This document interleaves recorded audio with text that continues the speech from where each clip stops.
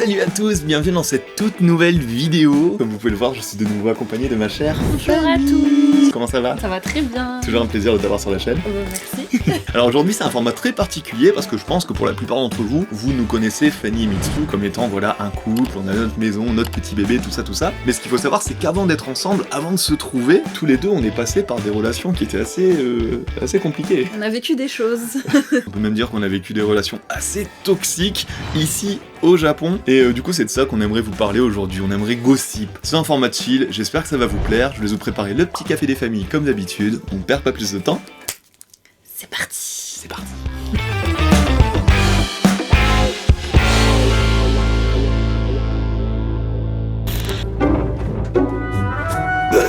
Alors, je reviens tout juste de 2 voyages à la suite. Un à Hong Kong que vous avez certainement vu, j'en ai fait une grosse vidéo là récemment. Et un autre en Suisse, première fois pour moi en Suisse d'ailleurs, j'ai beaucoup aimé, c'était très sympa. Et j'ai surtout pu rencontrer certains d'entre vous, et ça c'était vraiment top. Alors la Suisse pour le coup, j'en ai pas spécialement fait de vidéo, mais je pense qu'on en reparlera un de ces 4 en live dans tous les cas. Tout ça pour dire que les 2 fois, je me suis retrouvé à avoir besoin de mon outil préféré dès que je suis en déplacement. D'ailleurs ça tombe bien parce que c'est leur anniversaire, c'est bien entendu NordVPN. Vous le savez certainement, dès qu'on part en déplacement, il y a plusieurs problématiques auxquelles on a à faire face. Déjà, alors ça pour le coup c'est pas forcément très connu, mais il y a tout un tas de sites qui deviennent totalement inaccessibles ou qui deviennent des sites totalement différents dès que tu sors de ton pays de résidence. Et ça quand tu dois bosser, consulter des sites, voilà, tout en étant à l'étranger, je vous promets, ça peut vite devenir une giga galère. Et grâce à NordVPN, il m'a tout simplement suffi de me connecter à un serveur japonais ou un serveur français et j'ai pu avoir de nouveau accès à tous mes sites.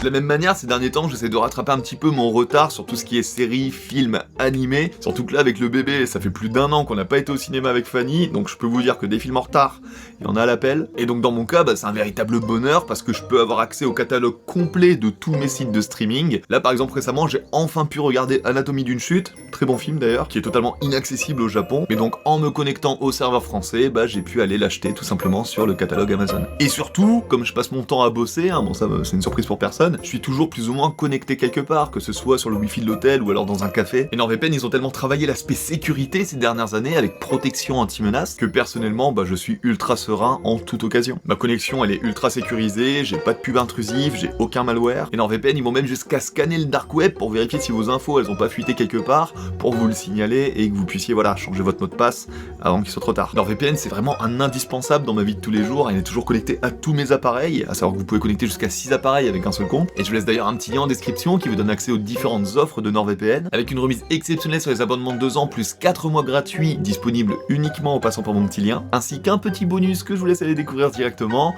le tout bien sûr satisfait ou remboursé pendant 30 jours. Merci encore et toujours à NordVPN pour soutenir notre petite chaîne, et nous, on retourne à la vidéo.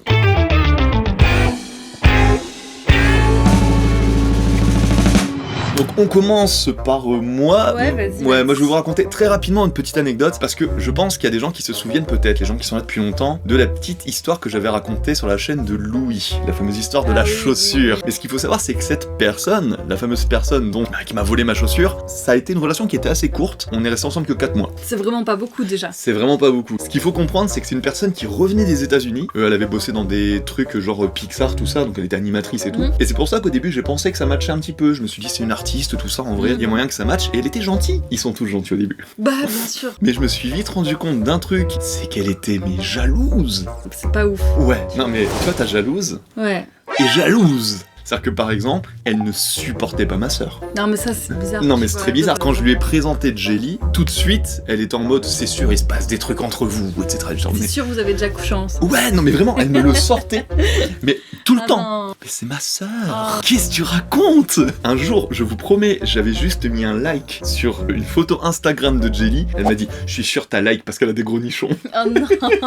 Mais elle me tapait des crises des fois. Après, moi j'ai déjà été jalouse comme ça aussi. Ah ouais. Dans des relations d'avant. Ok, mais est-ce que la Mais c'est parce qu'il personne... y avait une raison, c'est parce que mon ex il me trompait. Ah oui, Du coup, donc... forcément la jalousie elle est venue après, tu vois. Ok. Je tiens à préciser que j'ai jamais été jalouse avec toi parce que t'es irréprochable là-dessus, vraiment. Merci beaucoup. Vraiment, il n'y a pas de raison d'être jaloux quand on est avec toi. Bah écoute, merci beaucoup. Mais tout ça pour dire que elle, non, vraiment, elle me tapait des crises, mais des fois c'était jusqu'au matin. C'est-à-dire que des fois j'étais crevé, je rentrais du boulot, elle me tapait une crise parce que j'avais liké un post de ma sœur, elle me laissait même pas dormir, on n'en dormait pas. En plus, dès le début, comme ça. Dès le début. Ensuite, elle a commencé à être jalouse de Louis.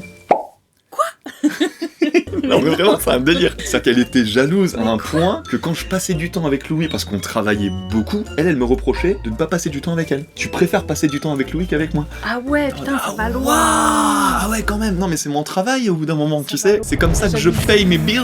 Je voyais qu'il y avait un semblant de bonté chez elle quand même. Elle était très jalouse, c'était son énorme point noir. Elle était pas méchante, tu vois, c'est pas une méchante fille. Je peux le dire parce que je l'ai rencontrée, donc... Déjà de 1, j'ai lancé ma chaîne YouTube et j'ai commencé à travailler beaucoup avec Louis. Ouais. Pour moi, c'était un point noir énorme, tu vois. Je disais, je peux pas être avec quelqu'un qui va me reprocher de travailler. Mais surtout, je me suis rendu compte qu'en fait, au fond d'elle, elle était encore amoureuse de son ex des États-Unis. Oh. Et en fait, c'était ça le gros problème. Enfin, elle était très amoureuse du coup de son ex aux États-Unis, qu'elle avait mal vécu leur séparation et qu'elle cherchait quelque chose de semblable. Et je pense que j'avais été peut-être ce qu'elle avait essayé de retrouver. Mais du coup, voilà, tout ça pour dire que vraiment, ça a été 4 mois, mais 4 mois intenses. Et au final, ça s'est terminé avec la fameuse anecdote qui est présente sur la chaîne de Louis. C'était ma dernière ex avant de te rencontrer. Ouais. On s'est rencontrés pendant que t'étais encore avec elle. C'est ça. Et du coup, ça fait un lien parfait pour ton anecdote, parce que toi, t'étais avec ton ex à toi. Mon ex à moi que t'as jamais rencontré. Si. Vous êtes déjà croisés. Si. Bah attends, on va revenir dessus. Ouais. Du coup, première anecdote de Fanny.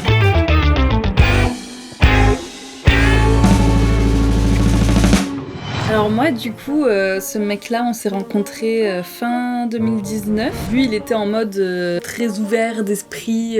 Il aimait bien les voir à droite, à gauche, quoi. Et moi, c'est pas ouvert d'esprit, c'est ouvert du slip, là. Ouvert du slip, on peut dire ça, tout à fait. Moi, je le savais pas au début, bien évidemment. Les premiers mois, je n'étais pas au courant. Alors, il faut savoir qu'ici, au Japon, apparemment, c'est très important de mettre les points sur les i et de dire on sort ensemble, tu vois, ça se fait pas naturellement. Ouais. Si tu ne le dis pas, ils s'en servent contre toi. Et, moi, j'ai été prise au dépourvu, du coup, parce que moi, j'ai eu le temps de tomber amoureuse et tout. Enfin, peut-être 3 mois, 4 mois après qu'on ait commencé à se fréquenter, j'ai appris qu'il allait voir d'autres filles. Ah, en plus, c'est d'autres filles. Moi, je pensais que c'était une. Non, c'est plusieurs. D'autres filles. Ouais. Et donc, on a eu une discussion où on s'est dit, on se met ensemble officiellement. Et du coup, le deal, c'était qu'il arrête de voir d'autres filles. Mais à ce moment-là, tu as quand même pardonné le fait qu'il ait été voir d'autres filles. Ouais, alors que... En vrai, ça aurait été aujourd'hui, jamais j'aurais pardonné. Avec cette relation-là, je vais vous raconter tous les red flags un peu que j'ai eu, les pires red flags que j'ai eu. Le genou. Le genou.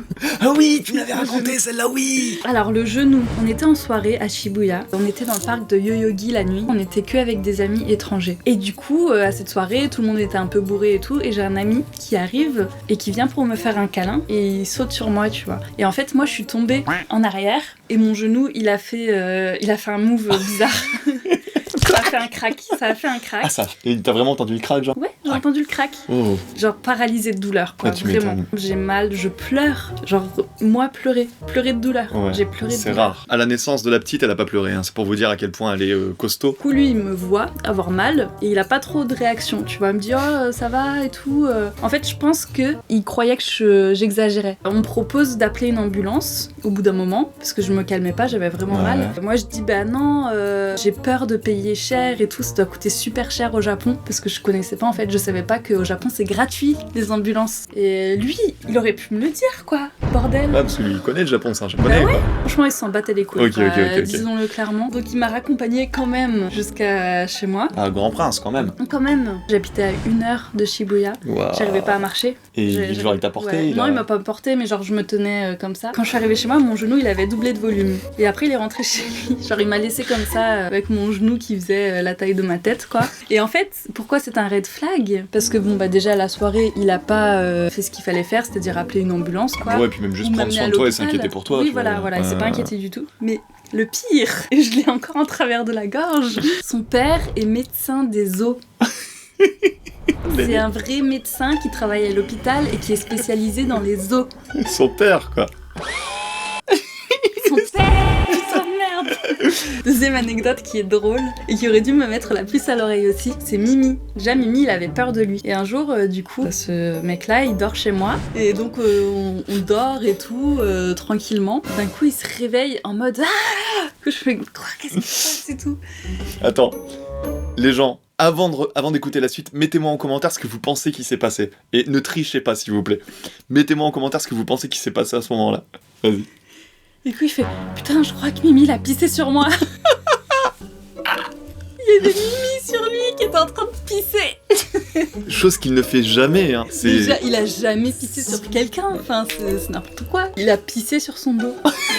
Chef. Ouais, franchement c'était mérité. Au moment où nous on s'est rencontrés pour la première fois, t'étais encore avec lui, c'était à ce moment-là, ça se passait bien genre. Ça se passait bien, mais Ça commençait à partir en j'avais vu couille. qu'il avait liké sur Instagram un post d'une de ses ex où genre elle montrait littéralement son cul. Je sentais qu'il y avait quelque chose qui Quand allait tu pas. commences à liker le cul Ouais. de tes ex, effectivement, c'est Tu que... vois, non, il avait même pas liké, il avait fait une capture d'écran. Il me montrait des photos sur son téléphone et d'un coup je vois la capture d'écran. J'ai pété un câble, mais vraiment. Mais quel trou de balle! 2-3 jours avant le nouvel an, donc je m'en souviens bien parce que j'ai passé un nouvel an de merde quoi. Bah tu clairement. m'étonnes. Je reçois un message sur Instagram d'une fille qui me dit Fanny, écoute, je suis désolée de t'envoyer ce message-là, mais j'étais à l'hôtel tout à l'heure avec ton mec, et du coup, voilà, on était sur le point de coucher ensemble, mais il m'a dit un peu bêtement, il a pas fait exprès de me le dire, qu'il avait une copine, et du coup, j'ai préféré tout stopper, et je l'ai harcelé pour savoir quel était ton nom, pour te contacter et t'envoyer ce message-là pour te prévenir. Alors déjà, GG à elle. Ouais, franchement, Dire les choses, adorable. GG Non, à mais elle. adorable, la fille. Du coup, quand j'ai su, je lui ai pas dit par message ou quoi, je l'ai appelé et je lui ai dit bon, maintenant tu vas me dire la vérité. Du coup, il m'a avoué un truc dont j'étais pas au courant. Oh non, le nul! Il m'a avoué que il avait couché avec une meuf qu'il voyait avant. En fait, il avait jamais été vraiment fidèle. Et après, il m'a dit que c'était parce qu'il était addict au sexe et que du coup, il pouvait Mais pas s'empêcher. ça, c'est d'aller l'excuse voir à chaque d'autres fois. filles. Je suis désolé, c'est pas de ma faute. Je suis malade. Non, je mais suis en fait, addict au sexe. C'était de ma faute s'il allait voir d'autres filles parce que moi, je le satisfaisais pas. Oh, ça c'est le pire truc à dire déjà. Ouais, ouais. Bon, bah voilà, du coup, ça s'est terminé comme ça. J'ai compris qu'en fait, il était pas du tout sérieux avec moi. Et j'ai décidé d'arrêter. Mais du coup, truc rigolo, donc nous on se met ensemble quelques mois plus tard, et puis un soir, je sais plus pourquoi, mais je me retrouve du coup à boire un coup avec un pote dans un bar, et là je vois son ex qui rentre. On a un espèce d'eye contact, il a même pas osé me faire face. Moi j'avais rien prévu de faire, toi, je m'en battais Bah les oui, couilles, ouais, moi je bien buvais sûr. un coup avec un pote, je m'en foutais. Et le mec juste il m'a vu, et il s'est barré comme un lâche. Bref, passons à la suivante.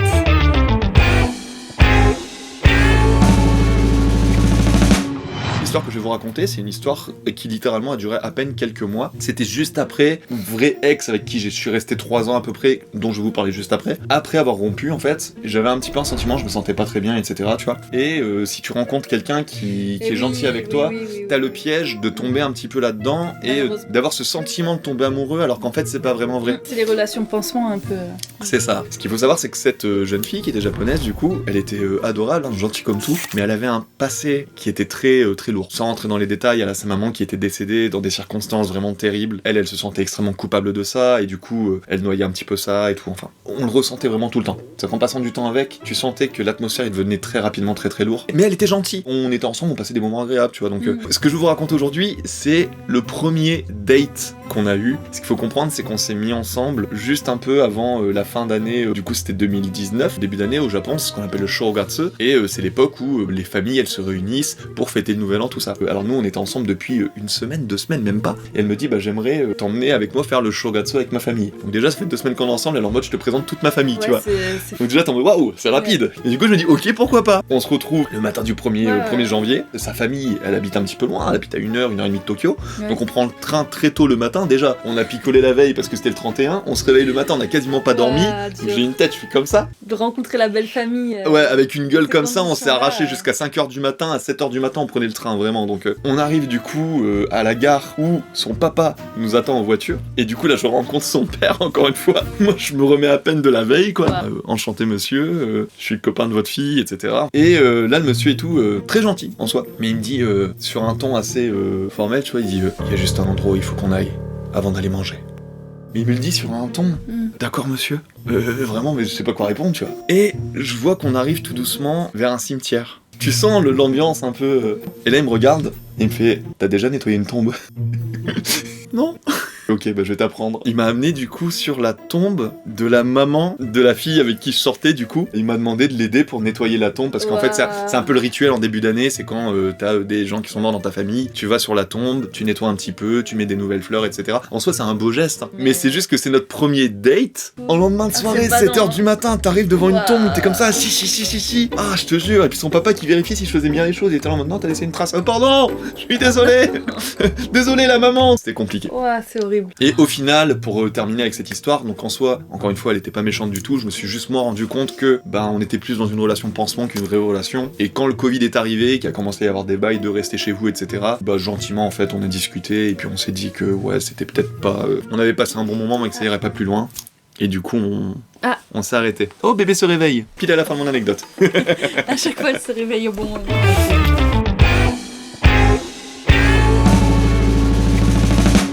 Alors, cette relation-là n'aurait jamais dû se passer. Franchement, à l'époque, je l'ai pas du tout mal vécu. Quand j'y repense aujourd'hui, je me dis, mais attends, c'est pas possible en fait. Ok, donc relation très complexe. Ah ouais, non mais franchement, déjà j'avais 15 ans. Et je suis allée voir un concert d'un artiste japonais qui était venu performer en France. À la fin du concert, j'étais avec ma sœur à ce moment-là. C'était un endroit qui faisait bar et salle de concert. Ok, donc t'étais resté... On était resté un petit peu dans le bar. Et l'artiste, il est venu me voir à la fin pour me serrer la main. Il a un peu insisté, tu vois, genre il était vraiment comme ça. Et en fait, j'ai senti qu'il y avait un petit bout de papier. Tu vois, je garde le petit bout de papier et tout, je regarde ce qu'il y a dessus, et en fait il y avait son adresse mail. Wow. Donc en mode c'était contacte-moi quoi. Forcément j'étais trop contente que ce chanteur là il me donne son adresse mail. Pour moi c'était presque un rêve quoi. Bien sûr, pour moi j'étais aux anges. Je comprends. Sauf que du coup je me suis renseignée un petit peu en rentrant chez moi et tout. Cet artiste là avait 27 ans. Au moment où toi t'en avais 15. Au moment où on s'est rencontrés, c'est chaud hein. C'est chaud. Mais toi sur le moment du coup Moi je me dis ça va, 28 ans c'est la vingtaine, c'est pas si vieux que ça, en plus il fait jeune et tout. Je comprends. On se renvoie des mails et tout, et au bout d'un moment il me propose d'être sa copine quoi. Waouh. Mais du coup lui habitant au Japon, toi habitant en France, relation longue distance. Relation longue distance, ça a toujours été une relation longue distance du coup. Sauf que lui il venait assez souvent en Europe faire des concerts en France, et du coup moi je l'allais le voir à ces occasions là. En fait j'ai relu les mails récemment. Et je me suis rendu compte aujourd'hui, du coup, donc ça fait 15 ans. On est vieux, ma chérie, on est vieux.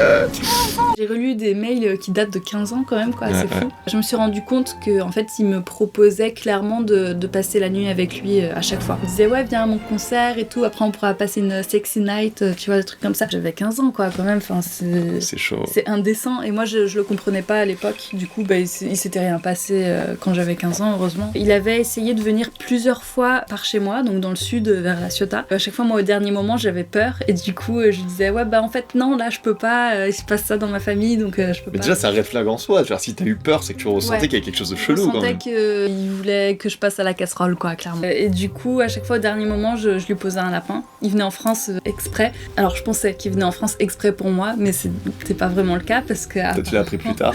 Je l'ai appris plus tard. Je faisais ça avec plein d'autres filles. À mes 18 ans, il m'a offert un voyage au Japon. Donc, c'était mon premier voyage au Japon. Ok. Là, j'étais majeure, donc moi, j'ai pris la décision d'y aller, puis ça s'est bien passé, hein, tu vois, il y a pas eu de. Que t'as eu un premier voyage au Japon. Ouais, j'ai eu mon voyage, tout frais payé, c'était cool. Ok. Quand je suis rentrée en France, je me suis rendu compte que j'étais pas spécialement amoureuse de lui, que ça me pesait quand même d'avoir une relation à distance et tout, donc j'ai décidé d'arrêter. Et en fait, du coup, c'est 15 ans après, donc récemment, on me contacte via Instagram encore, pour me demander si je voulais porter plainte en fait contre ce monsieur, parce que apparemment, j'étais pas la seule. Il y avait plein d'autres filles françaises et d'autres étrangères qui étaient sorties avec lui à la même période, qui avaient subi des violences physiques et psychologiques. Ouais, psychologique. Ouais. Et surtout, c'était pareil, des filles qui étaient mineures ou très jeunes. Oh, c'est chaud. Il y a eu une enquête et tout, et ils ont retrouvé chez lui une feuille, ou un cahier, je sais plus exactement, avec la liste de toutes les filles, leur nom, prénom, et les dates de naissance. Mais psychopathe, quoi. Psychopathe. M'a proposé de porter plainte. Moi, j'ai décidé de pas le faire parce que j'ai pas ressenti de violence ni quoi que ce soit de sa part quand j'étais avec lui, heureusement. Malheureusement, il y a d'autres filles, c'était pas le cas, donc elles ont porté plainte et il a été jugé récemment. Je crois qu'il y a encore des histoires qui sont en cours et tout. Donc je peux pas tout divulguer comme ça. Mais du coup, jugement. J'étais choquée d'apprendre ça. Mais du coup, voilà, c'était ma dernière histoire et. Ok, complexe. Complexe, hein, très complexe. Ouais. Très complexe. Le mec a été jugé du coup et. On n'en dira pas plus. Voilà.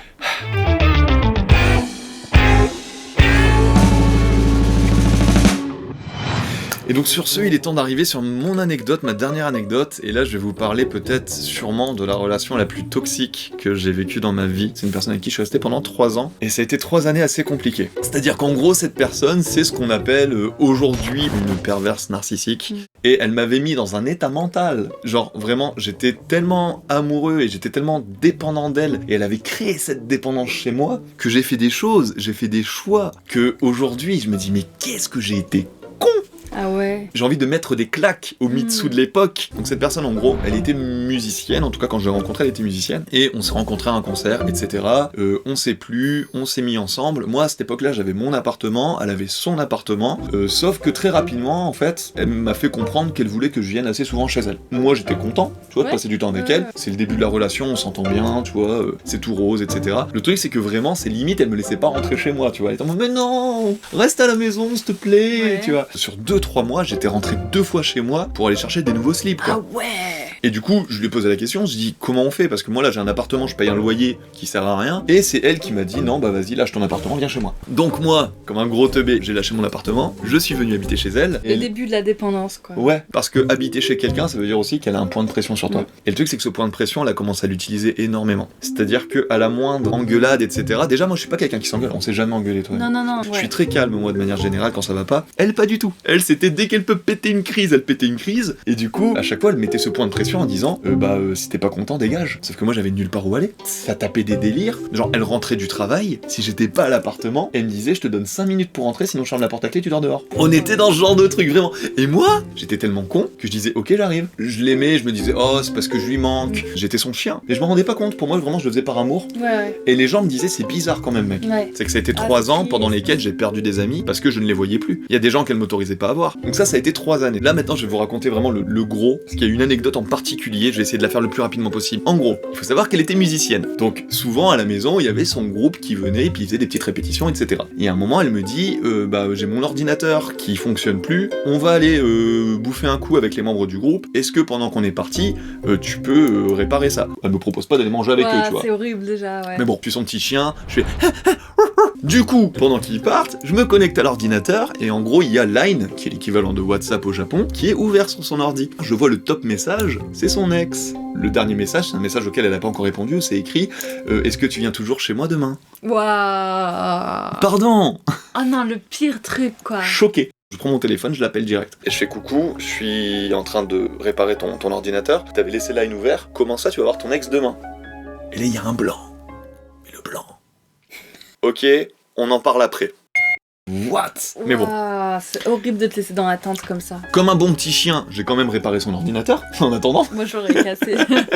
Elle est revenue avec les membres de son groupe, et comme je voulais pas faire une scène, etc., je l'ai pris un petit peu à part, je lui ai dit, vas-y, on sort dehors, on discute. Et en gros, elle m'a dit un truc, je vous promets, jamais, j'espère au grand jamais que quelqu'un vous dira ça. Elle m'a dit, ouais, c'est vrai, on se voit depuis plusieurs mois déjà. Quand je suis avec lui, je me sens beaucoup mieux qu'avec toi. Quand on est dans la rue, et que je suis avec toi, je me sens comme une plouque, alors que quand je suis avec lui, il est tellement classe comparé à toi que je me sens bien avec lui, un truc comme ça. C'est horrible franchement. Et je te jure ça fait mal sur le moment, mais un mal de chien. J'aurais pu dire bah va te faire foutre en fait, tu vois. Non, je me suis dit merde, je suis pas assez classe pour elle. Et du coup la seule réponse que je lui ai dit, je lui ai dit ok bah tu sais quoi, si tu me promets de ne plus voir ton ex, moi je te promets de faire un effort et d'essayer d'être un petit peu plus classe pour toi. Le lendemain, j'ai jeté les 3/4 de mes vêtements en disant je vais me racheter une nouvelle garde-robe. On en arrive à la suite. Malgré tout ça, je comprends qu'elle continue quand même de me tromper avec le même gars. Petite engueulade. Et un jour, moi je devais partir pour un boulot de 2 jours à Nagoya. J'étais modèle sur un événement à Nagoya. Juste avant mon départ, elle me dit ok, puisque tu me casses les couilles avec mon ex et que t'es pas content, bah tu sais quoi, dégage. Elle a pris toutes mes affaires, elle les a foutues dehors. J'étais la veille de devoir partir à Nagoya pendant 2 jours. Il y avait toutes mes affaires en bas de l'immeuble. C'est chaud. Et vraiment, j'étais en PLS. À ce moment, j'ai appelé Jelly, je me rappelle très bien, j'étais en mode je sais pas quoi faire. Jelly, elle est arrivée à la rescousse en mode t'inquiète, on va trouver une solution. J'ai un pote à moi qui m'a dit bah vas-y, si tu veux, tu peux laisser tes affaires chez moi en attendant pendant que tu vas à Nagoya. Donc voilà, j'ai dû trouver, mais en 2 temps 3 mouvements. Heureusement, j'ai des très bons amis. Je pars à Nagoya et là, je passe les 2 pires jours d'événements de ma life. Tu m'étonnes. Je viens de subir une rupture. Je sais qu'en rentrant à Tokyo, j'ai nulle part où aller, j'ai plus d'appartement, j'ai que dalle. Faire toutes les démarches pour trouver un appartement, ça peut prendre du temps, donc c'est complexe. Et là, on arrive le dimanche. Donc moi, le dimanche soir, je dois rentrer à Tokyo. Je sais toujours pas où je vais en rentrant. Je reçois un petit message. Coucou, j'espère que tu vas bien, ton événement s'est bien passé. À quelle heure tu rentres ce soir? Bisous.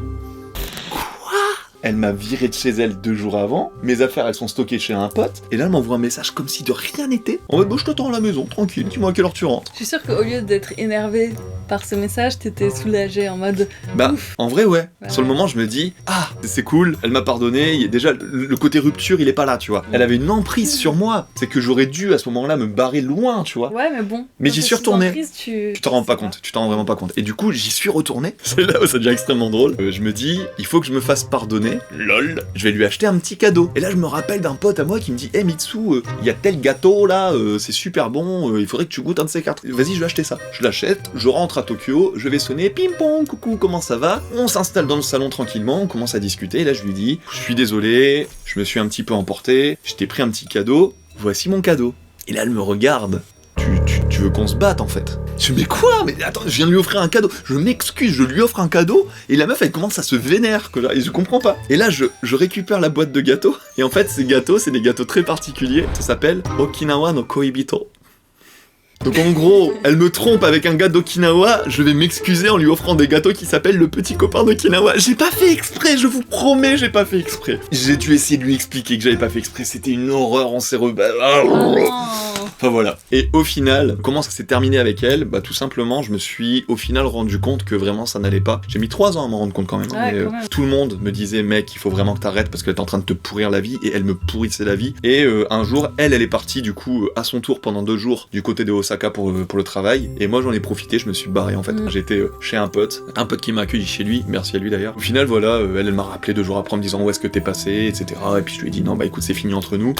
Et c'est comme ça que c'est terminé cette histoire, mais tout ça pour vous dire que j'ai mis 3 ans à me sortir de cette emprise et waouh, il y a des gens qui restent dans ce genre de relation pendant des années en fait. Donc ouais, effectivement j'ai pu m'en sortir et je suis très content de ça. Bébé qui se réveille. Ah, bébé qui se réveille. Bah écoute, on va terminer la vidéo là-dessus Ouais. du coup. Ouais. Ouais.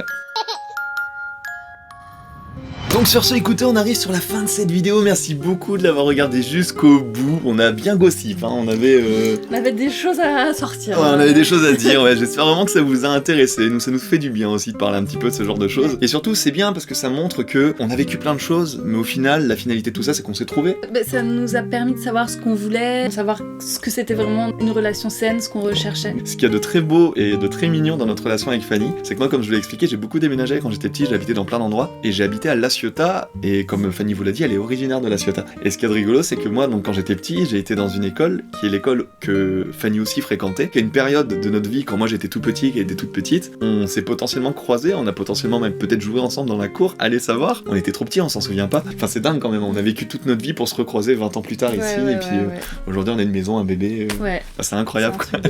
Ceci étant dit, écoutez, j'espère vraiment que la vidéo vous a plu. Comme d'habitude, je compte sur vous pour le pouce en l'air, le commentaire, l'abonnement, et on se retrouve la semaine prochaine pour une toute nouvelle vidéo. C'était Mitsu, Et Fanny. on vous fait des gros bisous. Bye bye. Bye.